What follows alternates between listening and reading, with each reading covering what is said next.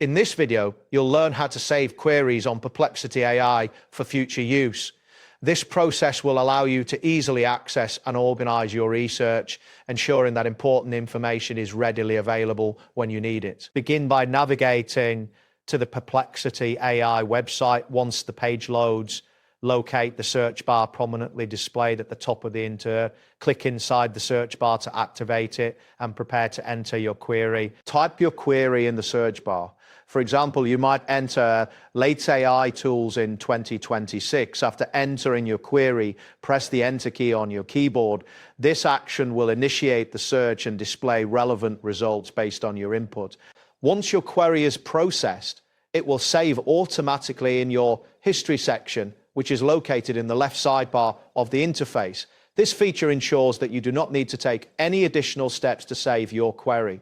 It is done for you in the background. To access your saved queries later, look for the history option in the left sidebar and click on it.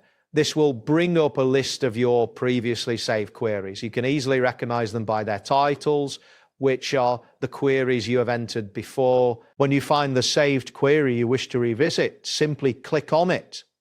This action will reopen the query, allowing you to review the information and utilize it as needed. This feature is particularly useful for keeping track of multiple topics or research areas. If you want to organize your queries further, navigate to the Spaces option, which is also found in the left sidebar.